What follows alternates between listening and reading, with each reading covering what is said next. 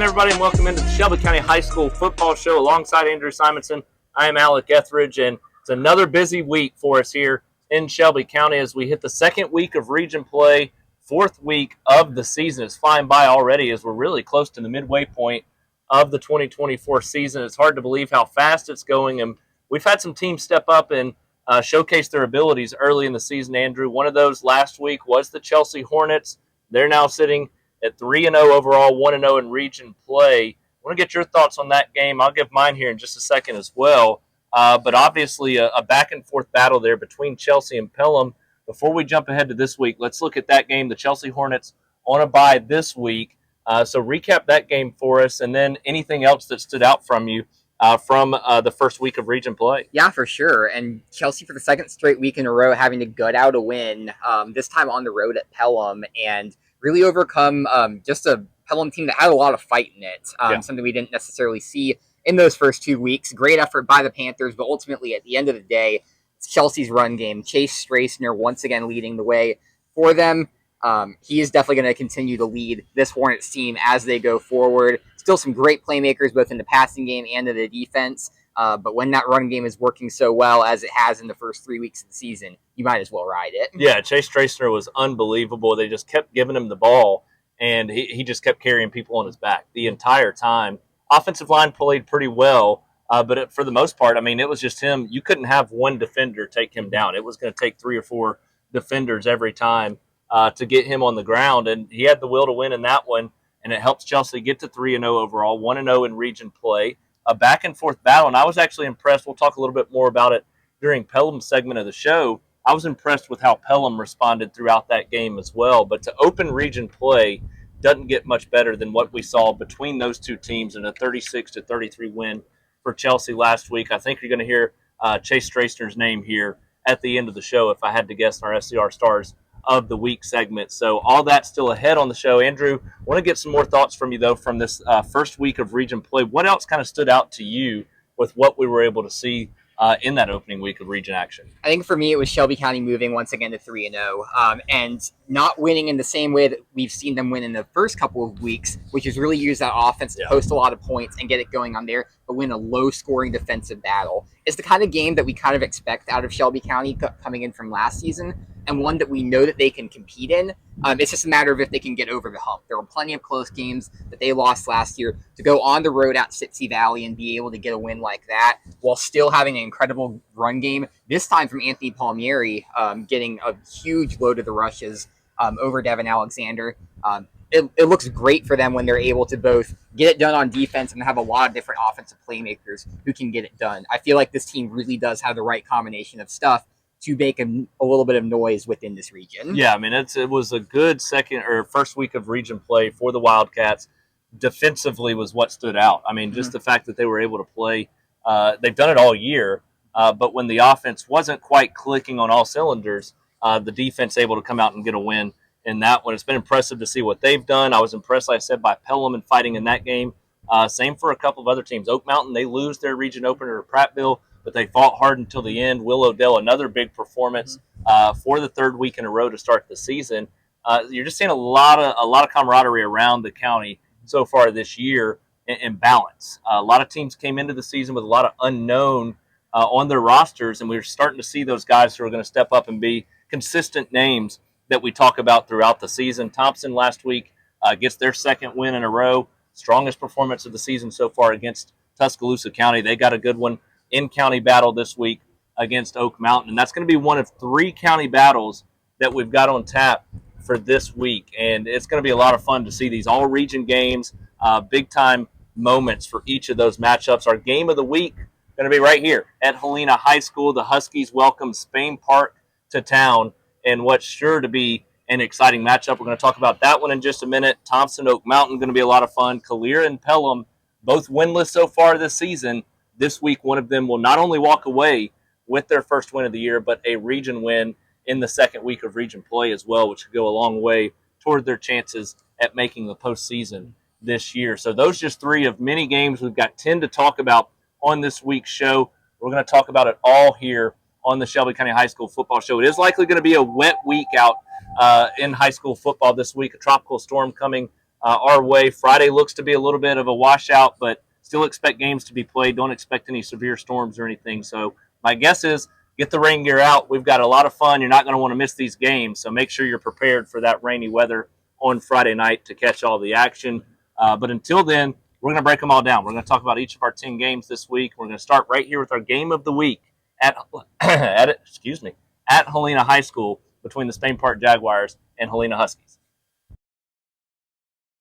What a big game we're going to get right here at Helena High School on Friday night. The Helena Huskies welcoming the Spain Park Jaguars, and both of these teams playing some really good football coming into this matchup. You've got Spain Park off a bye week. They beat Hoover 2 weeks ago for just the third time in school history and just the second season ever that they've beaten Hoover in the program history. So Spain Park riding a lot of confidence right now. You've got the Helena Huskies also coming in with a lot of confidence, fresh off a 48-13 win over Chilton County last week. But before we jump in and break this game down, I want to tell you about a couple of sponsors for the Helena Huskies and Spain Park Jaguars. We're going to start with Consign Design, located at 72 Fulton Springs in Alabaster. This is a great consignment shop right there. Anything you need throughout the high school football season, the college football season, any of your consignment needs, they're going to take care of you right there at Consign Design. They've got jewelry, earrings, game day outfits, anything and everything you could imagine for adults, women, men, kids throughout the football season as we head into fall and some of those fall clothes as well. Make sure to visit Wendy and her crew there at Consign Design, voted Shelby Living's best consignment store 8 times, located right there in Alabaster between Publix and Walmart. So make sure you visit them, 72 Fulton Springs, 205-664-7540, 205-664-7540. Consign.design is that website if you want some more information. Also get started with your own consigning as well. Just gather everything you need and make an appointment with them right there at Consign Design. And we also got to talk about Scooter's Coffee, locally owned coffee chain right there on Highway 280. You got the Chelsea location, you got the Inverness location right next to Home Depot and Chipotle. This is the perfect time of year as you get into fall and then into winter, all those holiday flavors that you want. Right now you look at the pumpkin spice latte, you look at the pumpkin chai latte, just a lot. I see somebody right now on their way to get some Scooter's Coffee, I can tell you. It's a great place as you get this fall weather. You want to get out to Scooter's Coffee, drive through, quick, on the go, get your energy before a high school football game on a Friday night, or as you're heading out of town for a college football game in Tuscaloosa or Auburn throughout this season. Right there on Highway 280, Chelsea and Inverness locations of Scooter's Coffee, great supporters of the local schools, including Berry and Spain Park right there off Valleydale. So make sure you give back and support them as well. And Andrew, when you look at this matchup, these two teams, as confident as you can get right now coming into this matchup. So what's your takeaway from that as you look at what Spain Park's done early in the season and you look at what Helena's done as well, especially last week? A little bit of a back-and-forth game in week 1 against McAdory, but they looked incredible last week against Chilton County. Yeah, these are two of the best coached teams in the entire county, and it really just, for me, comes down to the fact that to this point, they've already been tested, and they've already shown their true character. They already both look to be very far past where some of these other teams are, and that's put them at an advantage when they've started out region play. And now they get a chance to compare it against each other. That's one of the reasons I was looking forward to this matchup when it was first announced for this early in the season, was it gives us a great look at both of these teams going into the rest of region play, and whoever wins this one likely has the upper hand when it comes to competing for that region title. But of course, with Spain Park, you can't talk about them without talking about that win over Hoover just a couple of weeks ago. Just the absolute grit that they showed on both offense and defense, and how far that passing game has come. Brock Bradley and Corey Barber, one of the best connections in the entire county. I expect them to continue to grow and make an impact as the season goes on. And this Helena offense is really developing a lot with a new quarterback in Nate Ferguson. Jeremy Spratling also had a great day against Chilton County last week. So the key for both is to keep moving in the right direction on both sides of the ball. Yeah, I mean, you look at what they've done offensively. Last week was big, I think, for Helena. 401 yards of total offense. Nate Ferguson gets it going with his arm, throwing the football near 200 yards there for the Huskies. They win 48-13. The 29-28 win over McAdory, probably a little bit more of a test in that game. But but they made the plays that they needed to win that one as well in what was an entertaining football game. So you look at what Helena's done. They've been pretty consistent on the offensive side of the football so far. Spain Park, just as consistent. Mhm. Both these teams averaging 38.5 points per game coming into this matchup. The Huskies with 2 games under their belt, Spain Park with 2 games under their belt. So offensively, they look very similar right now, and that's something that bodes well for both of them because defensively, a little bit of inconsistencies there. I know that Helena looked good last week against Chilton County, but now taking on a high-powered offense, it's going to look much more like what you saw against McAdory week 1. And Spain Park coming into this matchup off of a bye week. Confident win, confident first 2 weeks of the season. They've got a bye week coming into this, an extra week to prepare.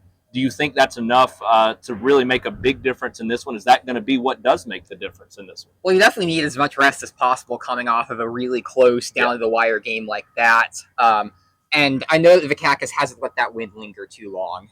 Using that bye week not only to obviously celebrate the big win over Hoover, but then get right back to work, prepare for this game against Helena, and use that rest to recuperate and get ready for those challenges ahead. I really do think that despite you talking all about the offenses, I think the defenses are going to decide this, and specifically if Spain Park can be strong up front along that defensive line. If they can start stopping the run up front and maybe put some pressure on a younger quarterback, I say younger, a more inexperienced quarterback in Nate Ferguson, then that could really cause some problem for this Helena offense that I don't think we've seen as much out of them as we've seen out of Spain Park. Granted, still a high-powered unit, but I think they still have some more things to work together, and that's where I think some pressure up front could really provide the difference in this one. Overall, I just think that Spain Park is just in another gear right now. They're in mid-season form and really starting to assert themselves over the rest of the state, including a win against one of the best teams in Class 7A in Hoover last week. So I like the Jags in this one, but this is going to be by far and away the best game of the week. Yeah, I mean, you look at, like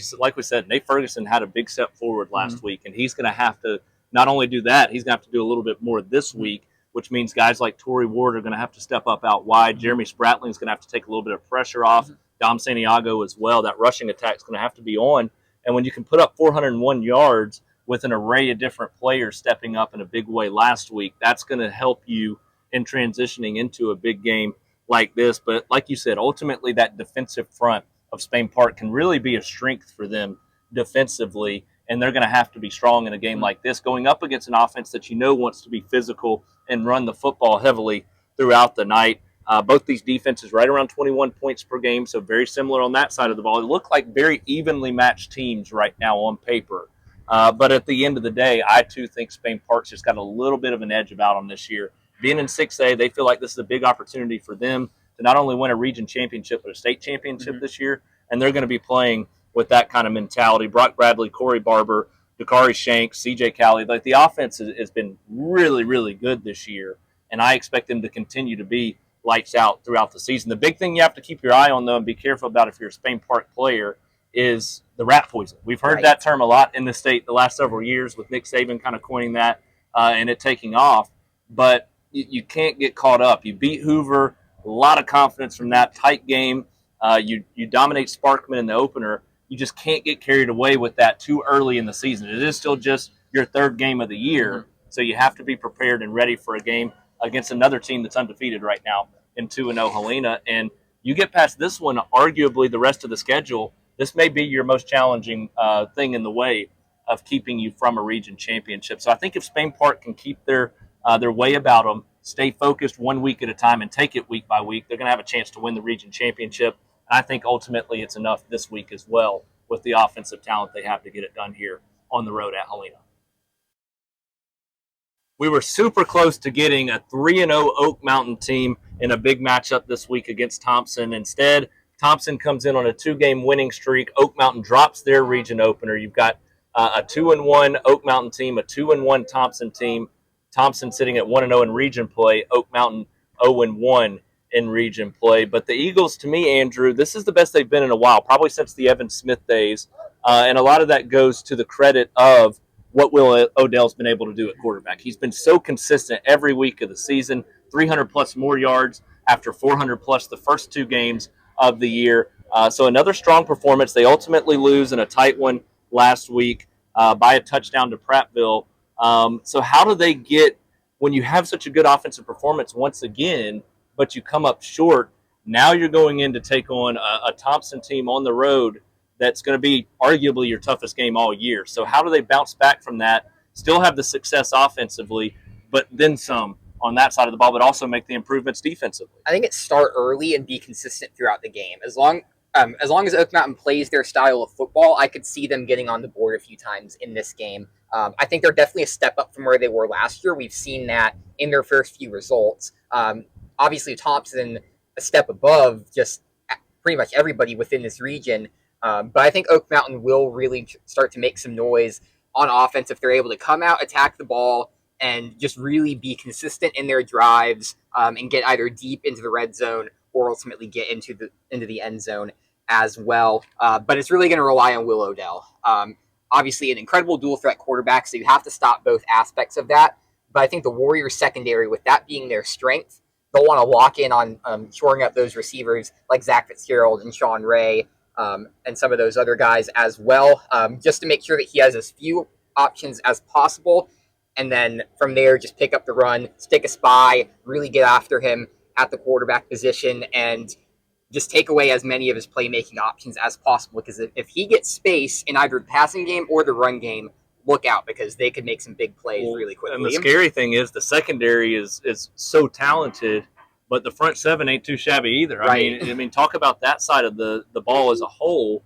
Looking at what they've got in Jared Smith, Cam Pritchett, some other guys up front, this is probably the most well-prepared team to stop Will Odell from escaping the pocket and taking off. Absolutely. And I think they're going to have to lean on that front seven in order to be able to both contain him within the passing game and stop him as a runner. And then that just leaves the offense over on Thompson's side with more room to be able to just attack the ball, get more comfortable within the game, and then start seeing both the strengths in the running game and let Trent Seaborn make an impact in the passing game as well. Yeah, I mean, this is a Thompson defense giving up 14.3 points per game right now, and that's coming against some really good football teams so far, especially those first 2 weeks.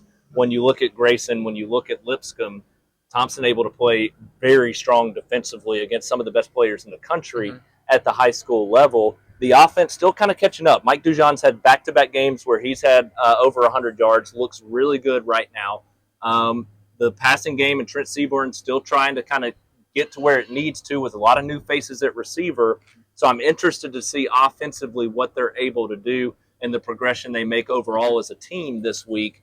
But Oak Mountain's defense has struggled this year. They're giving up 27.7 points per game right now. So when you look at that, you got to feel like Thompson's going to score points, especially averaging right at 30 points per game. So Oak Mountain, if they want a chance, they're going to have to go up against that difficult Thompson defense and be able to do what they've done the first few weeks of the season. Ultimately, do you think they can do that? I don't think they can. We know what Thompson's going to be able to do on the offensive side of the ball, and unfortunately, Oak Mountain's defense just hasn't really had a strong enough game where I have the confidence to pick them against that. But it's really going to come down to, can Oak Mountain get past all those weapons that you've mentioned and more on that Thompson defense and be able to truly keep progressing the ball down the field and get into the end zone, start challenging Thompson on the scoreboard, and really make them uncomfortable within this game. Well, like I said earlier, I do think it's going to be closer than last year, but I do ultimately think that Thompson is going to win. Yeah, before I get to my pick, I want to tell you about 3D Air Services right here in Shelby County. Great local business, locally owned. Since 2005, 3D Air Services has called Shelby County home, and they're more than just your trusted HVAC company. They're your neighbors, friends, and supporters. They're proud sponsors of both the Thompson Warriors and Oak Mountain Eagles this year, and they believe in the power of teamwork, dedication, and community spirit, which are values they carry with them to every job that they do. 3D Air Services, your trusted neighbor, keeping Shelby County comfortable, one home and business at a time. Make sure to give our friend Jay Carr and his certified team a call, 205-664-3501, 205-664-3501, 3dairservices.com. This game in general, you look at Thompson's defense, I think that's the difference. I think ultimately what they're able to do up front in the secondary is going to take a lot away from what Will Odell wants to do. And he really likes those quick hitter slant passes. He's been able to hit some downfield plays this year too.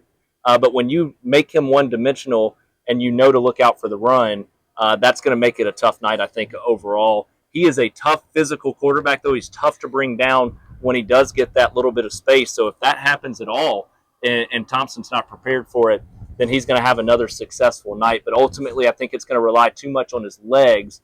And when you're one-dimensional against a defense like Thompson, that's a tough thing to overcome. I also think Thompson's offense is going to have a big night as well. Oak Mountain's been looking for those improvements defensively, still looking to play their best game of the year. And ultimately, it could come this week. But they're going to have to be nearly perfect against a team that's going to be competing for a state championship. So I do think, like you said, it could be closer than last year. I think it's going to be a competitive game for a while. And I really want to see Will Odell do well, see this offense continue to progress and make big-time plays like they have all season. And right now, I mean, he looks like one of the best players in the state. And when you've got that on your side, that's always a benefit. So we'll see how that compares and matches up with that talented and very athletic and physical Thompson defense. The Calera Eagles and Pelham Panthers both sit at 0-3 on the season, but one will walk away with a win at the end of this Friday. It's going to be a fun matchup between these two teams, both kind of looking for that confidence, not only from this year, but from last year too. We know Calera struggles from a year ago. And Pelham, which really, once they had an injury to the quarterback, a team that was probably a little bit better overall last year than we saw them finish. Now this year, they both start 0-3, but we've seen those steps of improvement. And so what I'm excited to see in this game is how that pays off in a game that we expect one of them to walk away with a win in. And before we jump in and break that down, I want to tell you about 3D Air Services, who is sponsoring the Pelham Panthers throughout the high school football season. Since 2005, 3D Air Services has called Shelby County home. And they're more than just your trusted HVAC company. They're your neighbors, friends, and supporters. They're proud sponsors of the Pelham Panthers this year, who believe in the power of teamwork, dedication, and community spirit, values they carry with them to every job that they do. 3D Air Services, your trusted neighbor, keeping Shelby County comfortable one business at home at a time. Give our friend Jay Carr a call, 205-664-3501, 205-664-3501, 3dairservices.com. All your HVAC needs throughout this changing of the seasons from summer to fall, to maybe a fake winter to back to summer to back to fall again. So plenty of things coming up that you're going to need to make sure your heater and air conditioner are working right. So give Jay Carr and his team a call right there at 3D Air Services. For the Calera Eagles and the Pelham Panthers, great chance for them to really grow some confidence this week. One's going to get their first win of the season, Andrew. We've seen them both show improvements. Pelham looked way better last week than the first 2 weeks. Calera has shown a lot of success offensively so far this season as well, but turnovers and special teams have been a little bit costly for them, while defense has been costly for the Pelham Panthers. So what's going to give? What's going to be the difference in this game on Friday? I think it could be a shootout, honestly, between what we've seen from both of these offenses against some weaker defenses like we'll probably see on Friday night. I really do think that it's going to come down to who can make the most plays, but on the opposite side, if one of these defenses can get a stop, that would go a long way towards limiting the impact on the other side of the ball. Because like you said, for Calera last week against Benjamin Russell, kind of the same story. They went up against Benjamin Russell early in the game, but it's the defense and the turnovers preventing them from finishing the drives, as well as some special teams mistakes, really preventing this team from reaching its true potential. But Pelham took another step towards that potential last week with the fight that they showed against a very good Chelsea defense, putting up a really good showing against that unit. I think really the key to this is going to be Pelham's secondary and the pass rush over on that defense. Force A.J. Johnson to make some mistakes and prevent Calera from getting into the end zone. And like I said earlier, if you can get those stops, it'll prevent it from being a very long night for you. And then just go and attack the run on the offense using Caleb Porter, using those improvements that you've seen throughout the season. Let Dylan Smith continue to develop and give him a little bit of room to make some plays by getting those hard yards up front, prevent him from having to make the big play on third down. I like Pelham in a close one here. I do think that Calera is going to come out and make a really big impact in this one, challenge Pelham and force them to show some of that fight that we saw last week. But at the end of the day, Pelham has gotten that win. Sorry, not gotten that win, but gotten really close to that win in a close situation.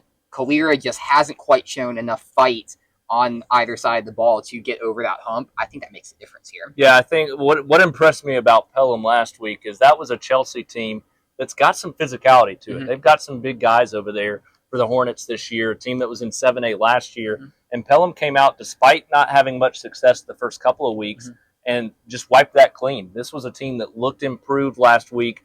Dylan Smith throwing the football looked a lot better. You had guys like Trey Darden step up. Jacob Gibbs stepped up. The receivers really coming into their own. And you saw a team, Caleb Porter also played well again, but you saw a team be able to get the ball to its athletes in space or downfield to be able to give them a chance to make a play. And that was what was missing the first couple of weeks, is you just didn't give them a chance to really do much. It was very vanilla those first 2 weeks of the season. Now I think they've grown that confidence offensively.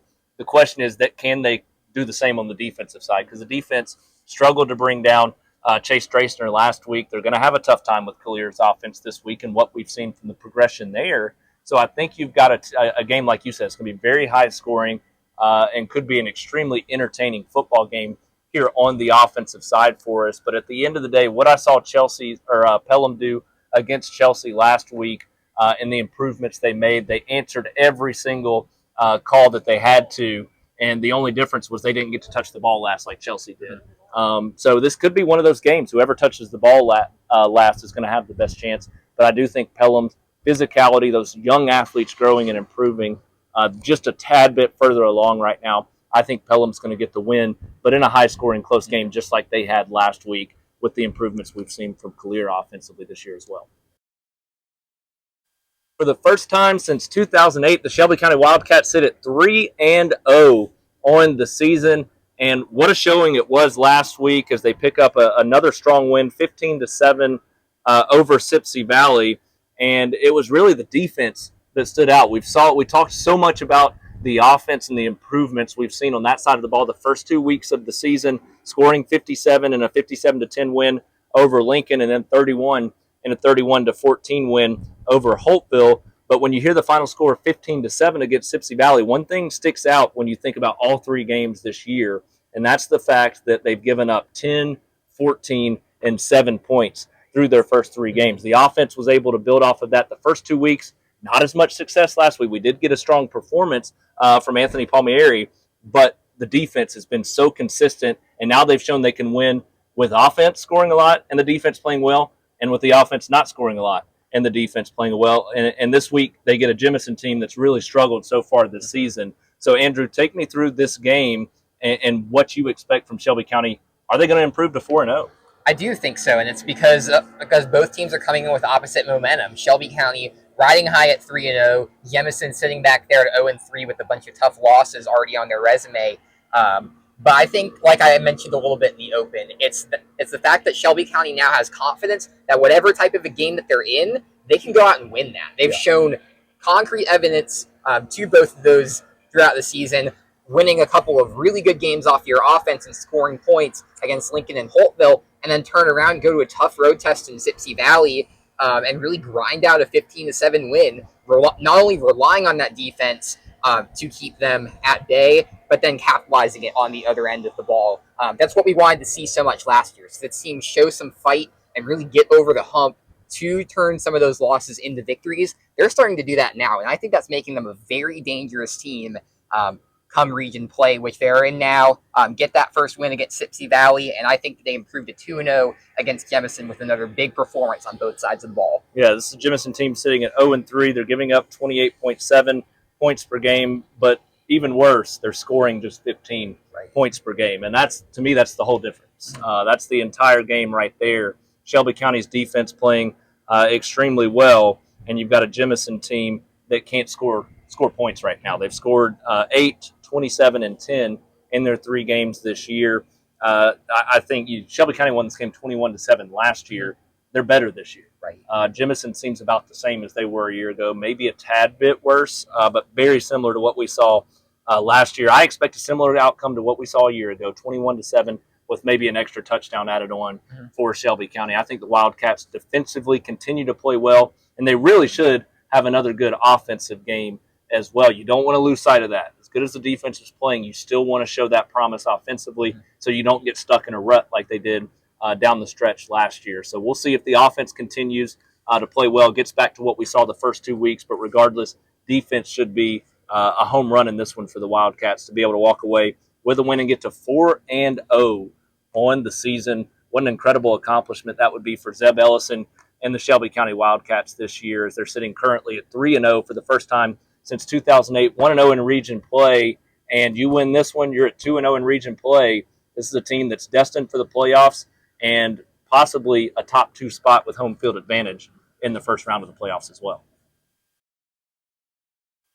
The Briarwood Lions now 0-3 for the first time since 2015. So the big question becomes, how do they respond to that? They're on the road this week at Carver, Birmingham. But honestly, last week was one of those first 3 games really all offseason. We knew they were going to be tough. We knew it was a tough 3-game stretch. Very real possibility they would start 0-3 and drop that region opener to Ramsey to fall to 0-1 in region play. But I've said it for a while now that after that was when the season really was going to begin for them, because how do you improve from those first 3 games to still be a team that competes for one of those top 2 spots in the region, but not just that, a playoff spot in general out of this region. And I think the rest of the way, the schedule's starting to look a little bit more difficult than we probably expected at the start of the season, but the rest of the way they're going to have opportunities, and that starts this week at Carver. So, Andrew, what's the big thing you're looking for from this Briarwood team coming off their 23-14 loss to Ramsey? I think it's starting strong. It's something that we've seen them not do within the past couple of weeks, and ultimately that's what duped them against Ramsey, is that offense not getting off to enough early momentum. You're down 9-0 at halftime, which props to the defense for keeping them in it. That's really what allowed them to be able to make that comeback in the second half and come within probably a drive or 2 of really ultimately stealing that game. But at the end of the day, you need that consistent momentum and just great play from your offense to be able to get those wins and be able to get you over the hump in difficult games like that, where you're playing a Ramsey team that's strong on both sides of the ball. So that's definitely going to be needed here. Carver obviously coming in off of a fresh 26-7 win over John Carroll in their season opener. Didn't start the season until week 3. But I think it could be another low-scoring game. Both these defenses playing well in their opening couple of games. Briarwood's definitely took a step up against Ramsey, and I think that's the most encouraging thing here. I think that the battle-tested nature of this defense, having gone up against great offenses in Homewood and Oak Mountain, and then also facing a really good Ramsey team down at the 5A level as well. Combine that with the big play potential that they have within the passing game to Britt Wagner and Dane Whitehead. I do really think this leans towards a Briarwood win, even when you factor in that it's on the road at Carver. Yeah, you nailed it. You nailed it. They're battle-tested at this point. And that's the big difference. They played 3 really, really good football games, and while they may not have expected to lose them internally, it's one that we can look at on paper and say, it's a good chance they do start 0-3 to this season. And so if you have that mentality, now you can shift into the focus of, well, we've played 3 of the best teams we're going to face. We've played 3 of the best teams in the state this year. And now we can shift into the focus and mindset of we're not going to lose another one. And they're going to have every opportunity the rest of the way if the defense continues to play like it played last week, which was really impressive despite the 23-14 loss. The big question is, can the offense get there? Can they find those playmakers, whether it's running the football, whether it's throwing the football? They're going to have to get to that next level to be a contender in this classification. And you're not out of the realm of still competing for a state championship if the offense can get to that next level. So that's got to be a big focus. We've seen the defense really since that second half against Homewood. Looked much better in the second half against the Patriots. Looked really good for the entire game last week. So the defense is starting to show that they're what they're going to be the rest of the way. The question is, can the offense get there? I think this week the defense will be enough to get them by. In many games, the rest of the way, that will be the case. But you may need some defensive scores to set the offense up in good scoring position throughout the rest of the season as well. So we'll see if that offense progresses this week. That'll be what I have my eye on ultimately in the game. But I do think Briarwood wins. Defense really starting to play some good football. We'll see if they can combine it all and put it together for a complete effort there in a big one on the road at Carver, Birmingham. Good chance for the Lions to get that first win of the season.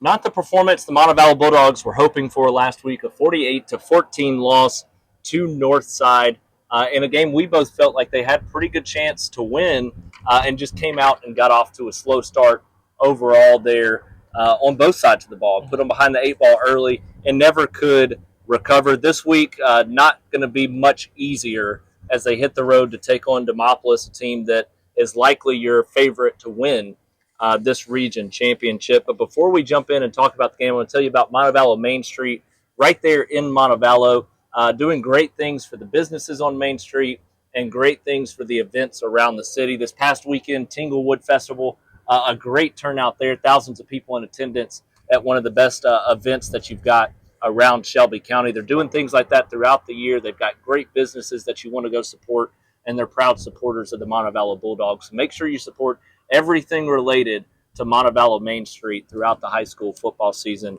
for your Montevallo Bulldogs. But that takes us to this week, a road trip out of Montevallo to Demopolis for the Bulldogs, Andrew. Demopolis is sitting at 0-2. To me, so far, haven't looked like that dominant team that they've been in the past, but they're still a very good football team that's played two very good football teams to start the season, and that's Mountain Brook. They lose that one 28-0, and then Jackson, a team that may win the 4A state championship with how they've looked this year. They lose that one as well. So very good Demopolis team. What does Montevallo need to do in order to fix things quickly and be able to compete in a game like this? You got to put last week's result behind them because, quite frankly, they got kicked in the teeth last week. It was over from the opening plays of the game. You just can't protect up front. Defense couldn't stop big play, especially up front. Special teams had some errors as well, and ultimately didn't have the playmakers making those plays that they needed to be able to compete in this game down the stretch. Obviously, stemming the tide a little bit in the second half. But it was still a big loss on the scoreboard to a very good Northside team. Let's not let that go astray because they do have some great playmakers on both sides of the ball. And from what I've seen, they will probably be one of those teams to get out of this region. But I think Montevallo was better than that performance. It's a tough week to bounce back from that performance, but I do think that they will eventually show some improvements from that. And if they can compete in this one, it says not only about where they are as a program, and how they can stack up against the best in Class 5A, but how they can bounce back from adversity. Because I think that's the biggest thing that can happen to any football team is when they get punched in the mouth first. The sooner you can get those chances where you have to bounce back from adversity, the better. And I think the fact that this happened early on in region play could ultimately be the best thing for them, even though you obviously don't want to have a result like that happen. Yeah, well, I guess what surprised me the most last week was against Sylacauga, a team that's always going to be a little bit bigger numbers-wise than you. They came out, they lose that game in a tight one, but it was a low-scoring game. The defense still played well, and so that gave me, hope that the defense was going to come out and continue to play well last week, and they give up 48 points. So the big thing this week, Montevallo is going to have to come out and play better defensively, get back to the team that gave up 0 in the opener and 15 in that week 2 loss to have a chance in this one. So do you see the improvements coming for the defense that drastically from 48 points to this week being an improvement? I see improvements, but not that drastically. Like you mentioned, to start off the segment, Demopolis faced two really good teams, and the Mountain Brook team that went toe-to-toe against Parker, one of the best teams in Class 6A, and a Jackson team that went toe-to-toe with another one of the best teams in 6A in Saraland. Yep. So it's going to be a tough one for them. I think if they're able to start limiting those big plays, they're able to get closer to those results that we saw in the first week. But as Garrett Langer alluded to in his post-game interview, he needs more players to step up. This is still a very small Class 5A team compared to some of these powerhouses traditionally that we're seeing like Demopolis. And you're going to need everybody on both sides of the ball to step up to where if somebody's having an off day, somebody else can come in and be able to make those plays that we saw. Kind of like in the Alabama game, how the offensive line had a little bit of a slow start. You see some substitutions later in the game, that bounces back and leads to a few touchdowns late. I do think that this Montevallo team is going to need to show that down the stretch in order to compete with the big dogs within this region.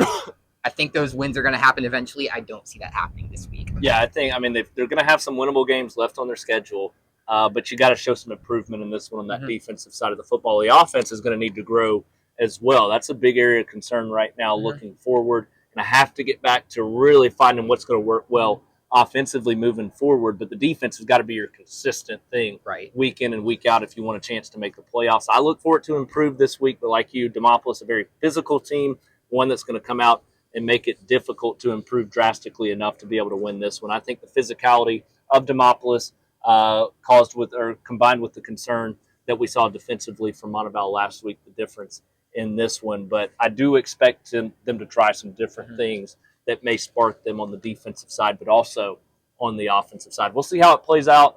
A tough road trip to Demopolis this week for the Montevallo Bulldogs, but a great chance to get better as they look to chase down a playoff spot in this region. The Vincent Yellow Jackets going to enter this matchup at Lamar County, fresh off of a bye week. The Yellow Jackets sitting at 2-0 right now coming into this one, and they've been pretty sound defensively. In the first two games, they win 19-6 over Winterboro, 21-18 over BB Comer. So the defense getting it done the first couple of weeks of the season. Now a week to build off of that and make it even better on that side. But the offense should be healthier. The offense should be healthy now. It's an offense that should show some improvement this week as well. A great chance for them collectively as a whole to get better as a team that has impressed me through the first couple of weeks. I thought that BB Comer game was going to be a tough one. I thought if they win that one, then good things could be ahead in what's going to be a challenging region. So, Andrew, when we look at this game at Lamar County this week, what are you looking for, and what ultimately do you think happens as Vincent looks to chase down a 3-0 start? I think they need to come out and set the tone for region play, because you have a little bit of a gauntlet coming up these next 3 weeks. You got Solagent, who's a top 10 team in Class 2A, a Childersburg team that's not only a rival, but a game that you lost last year, so you're going to be highly motivated to have a better performance in that. And then Tuscaloosa Academy, which could wind up winning the Class 2A state championship in a few weeks. Lamar County was the 4th seed out of the region last year, and this year, kind of getting off to a 2-1 start, but that 2-1 start comes again with wins against 1A South Lamar and then a Heath Childers coach Red Bay team, but lost to a Greene County team that they shut out last year. So definitely, in my opinion, some regression from where they were last year. But flip it over to Vincent. I think you really just need to lean into those gutsy performances that you had in the first 2 weeks. We've seen Aiden Gasaway and Jaden Roberts really set a tone for this rushing attack, and Kason Fields is really settling into his own and the quarterback position. I think he's able to make some plays here, and the defense is really able to get some stops when they're needed. I think this ultimately shapes up to be a Vincent win, even though this is going to be a difficult road trip down to Lamar County. 2-1, Lamar County, like you said. Both of those wins, though, coming against, like you said, teams that are struggling so far this season. That includes a 12-6 win in week 1, a tight, low-scoring game there. And if your offense isn't playing well in a game like that, that you probably should win a little bit bigger, then you go up against the Vincent defense is playing with a lot of confidence, fresh off of a bye week, where you've played 3 games already, especially at the 2A level. That's where a bye week can be more than anywhere else, to be honest with you. And you got guys playing both ways, all that kind of stuff. And so I ultimately think Vincent's defense is enough to get this win. I do think it's going to be a tight game. These are two teams on paper that are very similar. Lamar County is a team that's scoring 27.3, giving up 20. Vincent scoring 20, giving up 12. So Vincent's offense is what I'm looking at. They've got to improve and take that step forward if you want to compete for a region championship and one of those top 4 spots in the region to earn a spot in the playoffs out of what's going to be a challenging region in 2A this year. The offense is going to have to take those steps of progression. I think they do that this week. I think you're going to see a really good offensive performance, and I think the defense continues to play well. I think Vincent goes on the road, walks away with the win at Lamar County, gets to 3-0, more importantly, grabs that first region win in what's going to be a very challenging region this year. That takes us to our AISA and ACSC segment, and we've got all 3 teams once again in action. And just like we said a week ago, they all were going to win. They all did win. All 3 enter this week, fresh off of a win, and big wins at that. Evangel bounces back from their first loss in what feels like forever. They win 20-14 over Franklin Christian. Coosa Valley with a very good performance, 62-14 over North River. They're now 1-1, and Cornerstone just continues to play well as they win 66-18. No, that was last year. What am I looking? What was Cornerstone's final last week? It was 48-8. 48-8. So the offense continues to play well. Defense has been dominant so far. They've got a big matchup this week. Evangel's got a big matchup this week. Coosa Valley's got a big matchup this week. So, Andrew, take us through each of these 3 games and what your big key is, and ultimately who walks away as the winner. Yeah, let's start with Cornerstone. Starting out their home season up against Springwood, a rematch of the state title game from last year. This is a matchup that's been very close within the past couple of years. That state title game did get a little bit away from Springwood as Cornerstone went on to win that one. But this is probably going to be the toughest test for this Cornerstone team. Maybe Macon East winds up being another one down the stretch. They've had a good start to the season. But also Springwood has played a little bit of a light schedule, a week one loss, and then your first two wins coming against Lighthouse and Southern Prep, two teams that haven't really shown a whole lot in 8-man play so far. I think this is going to set up Cornerstone to do some big things. I know that they're definitely coming out looking to post up some bigger numbers after they weren't able to last week, and really send a statement to the rest of this region. You get a win in this one, that sets you up well for the rest of Class A play and could ultimately lead the way towards winning a regular season region championship there. So I like the Chargers within that one. Shift over to Evangel. A really good perennially strong matchup for them, taking on the Freedom Cowboys. Both teams sitting with one loss on the season. Both have looked pretty strong to start out. I expect a really good competitive matchup in this one, but it's Evangel's defense. It continues to be the story. It continues to be what they're able to do. I think you got a really good, encouraging performance on the other side of the ball with Nick Cloud in that run game last week, with the way that he was able to take over, turn Evangel more back into the running team that we saw last year with both Kemp Swords and Caleb Austin. So I think this team is really starting to look towards to being one of the better Evangel teams that we've seen in recent years, closer in style to them as well. I think ultimately the defense is what gives way in this one and is what pushes Evangel towards that win. And then Coosa Valley, a big confidence booster against North River. Obviously a North River team that struggled, but you go out and post a school record in points, that's going to go a long way towards boosting your confidence. The week one result definitely showed they had some playmakers and some athletes there, even if they weren't always able to get some space. If they can continue that lethal passing attack, they were scoring just about every single time that they were getting the ball through the air. If they're able to continue this offensive momentum, I think that's going to lead to some big things for them. But ultimately, East Central coming in this matchup 3-0, looking to be one of the better teams in the ACSC this year. I think on the road that tips over to them. But if Coosa Valley comes out the way that we saw last week, this could be a lot more competitive of a game than I think maybe they were expecting to start out the season. Yeah, big momentum boost for them last week. The reward, though, like you said, a 3-0 East Central team that's scoring 54 a game, giving up just 16 a game. So it's going to be a tall task for them. Had they really turned the page to where they can compete against some of the best teams, and that'll be the answer this week. We saw the struggles week one. They bounced back, get some experience with some new faces last week. I'll be interested to see how they handle the confidence that they built last week, but ultimately think East Central gets it done. Evangel Freedom should be another really good defensive battle there between those two teams, as we've seen from Evangel the last couple of weeks. I think they're going to squeak out another lower scoring game. The offense, not that prototypical Evangel offense we've seen the last several years, but really they started to show that shift defensively more last year, and this year they're continuing that trend. I think the defense is plenty enough to get that done against Freedom. And then when you look at Cornerstone taking on Springwood, the 44-42 overtime game last year during the regular season was a great one. Then Cornerstone came back and won 66-18 there in the state championship game. Springwood's offense has played well so far this year, scoring 36, 58, and 44, but their defense is struggling. And that's not what you want going up against this Cornerstone offense that's playing as well as it is. Just consistently week in, week out, playing so good on that side of the ball. I think that, again, is the case this week. I do think Springwood's going to score some points, but Cornerstone going to score more points with how talented that offense has been. That brings us to our SCR Stars of the Week segment. We had some big-time performances during the opening week of region play that we're going to get to here in just a second, but another number one star in Shelby County, and that's going to be Bertoloni's right there in Calera off of Interstate 65, just off the interstate, off the exit there. Make sure you visit them in Calera. Bertoloni's is just such a staple to the county, one of the best Italian places in the state of Alabama, right there near Walmart, Supercenter, 209 Supercenter Drive in Calera. They've been voted Shelby Living's best pizza, best date night restaurant, and best upscale restaurant all this year in 2024. So they're on top of their game right now. just like our Stars of the Week are. Make sure you visit them there in Calera. Dine in. They've got that nice, cozy atmosphere for you. Good romantic date night opportunity. Order online through Grubhub, whatever you need to do.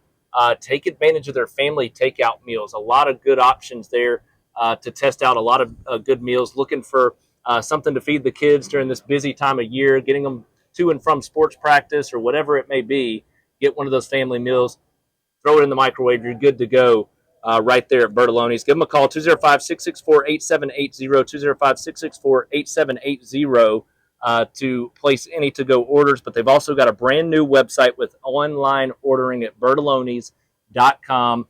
All their great Italian dishes, spaghetti, chicken parm, all the traditionals. Their pizzas are incredible, one of the best pizzas you can have.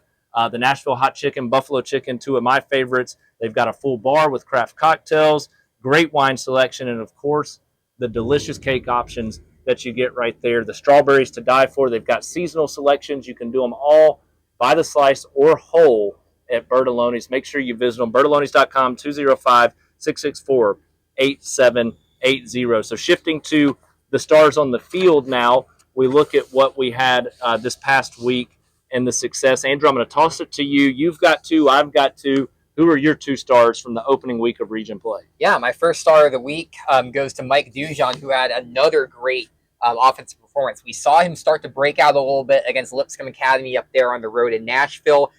Gets a lot of space to make some plays against Tuscaloosa County, and then all he does is take just 11 carries for 171 yards and 2 touchdowns, making the most of every single time he touches the ball, averaging a first down per carry. That's the way you make an impact on offense and really give Thompson a lot more of what they wanted going into the season, which is make an impact on the ground. So big props to Mike Dujon. And then going over to the quarterback position for somebody who's not only running the ball well, but passing the ball well, it's Will Odell making another appearance in SCR Stars with 358 yards of total offense. This week it comes from 115 rushing yards and 2 touchdowns on the ground, and 243 passing yards and a touchdown through the air. He just continues to impress from an all-purpose standpoint, really the exact dual-threat quarterback that you want today in the modern game.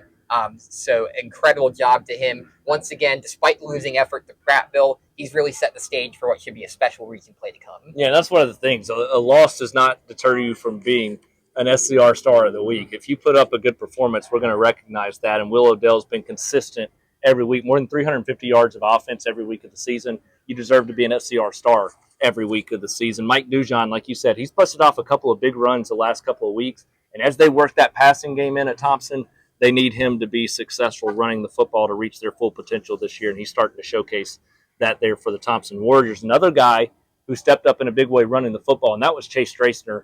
And, man, he was carrying defender after defender with him the entire night. He is the reason they won that football game. If you don't have him on your football team on Friday night, you lose that game. It was the three-point game with him doing everything that he did, and all he did was run for 4 touchdowns and 277 yards there for the Chelsea Hornets in that 36-33 win. Second week in a row that he's plunged in that game-winning touchdown. The week before with about 1 minute and 20 seconds left. This past week with about less than 5 seconds left as he cements the win there for Chelsea. Another guy that ran the football well. The theme of the show this week, Anthony Palmieri at Shelby County, 239 yards and 2 touchdowns on 31 carries.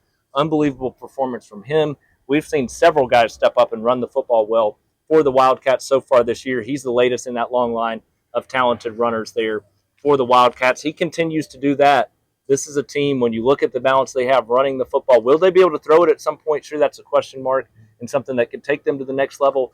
But if he continues to run like that, Devin Alexander, other guys continue to step up and run the football well, then you're going to have a great chance if you're Shelby County to get one of those top 2 spots in that region. So congrats to all 4, Mike Dujon, Will Odell, Chase Drasner, and Anthony Palmieri, for earning this week's SCR Stars of the Week. We head into week 2 of region play. So, big performances. We'll see them next week. We'll see who steps up this week and gets those big region performances in week 2 of region action in week 4 of the high school football season. That's going to do it for this week's Shelby County High School football show. It's sure to be an exciting, action-packed week. 3 county battles. We're going to have some rain most likely, so be prepared for that. But, Andrew, what is it that you're looking forward to most? Week 2 of region play. It's almost the midway point of the season. What's the big thing you're looking for? And then, of course, at the end, what is your bold prediction for this week? Well, it's like you talked about with the rain and everything. We saw a little bit of that last week, and it produced a lot more of run-based offense. Obviously, that showed in our SCR Stars of the week and leans to the success of some teams that have leaned on the run game to this point, talking about teams like Thompson, Chelsea, Shelby County, making some really big plays on the ground. I'm looking to see if they're going to be able to do that this week, especially as a lot of them, obviously Chelsea with the bye week, but some of those teams like Pelham and Thompson facing some really tough region tests. And will they be able to get it done at the end of the day? Will we see some performances like we saw last week? I think that's definitely going to be the most interesting part of this week to come. All right, so what's your big, bold prediction this week when you look at all these matchups, the 3 county matchups we have, the other teams, Shelby County looking to stay unbeaten, some other things. So what are some things that you look for this week? I think that at the end of the day, Montevallo makes it a single-digit game against Demopolis. I think they make a bounce-back performance and are able to really make a statement there on the road against Demopolis. Okay, yeah, good one. I like that bold prediction. When I look at it, it's tough to find a really big, bold prediction throughout the picks this week, but I think you're going to still see Willowdale go over 300 yards against Thompson's defense, which would be pretty impressive. So if he's able to do that, then they're going to be right in that game. Ultimately, that's pretty bold when you look at what Thompson's defense is capable of. So excited to see what they're able to do in that one. Obviously looking forward to what we've got right here on the field behind us as the Helena Huskies host the Spain Park Jaguars in our game of the week. 3 county battles this week, 10 total games. Second week of region play. A lot of teams still looking to stay unbeaten either overall or in region play. It's going to be so much fun. So make sure you stay tuned. You follow along on Friday night. We'll have the Shelby County High School football pregame show live on location on Friday night. And we'll have all of our great coverage as well. So that's going to do it for this week's Shelby County High School football show alongside Andrew Simonson. I am Alec Etheridge. We'll see you later this week.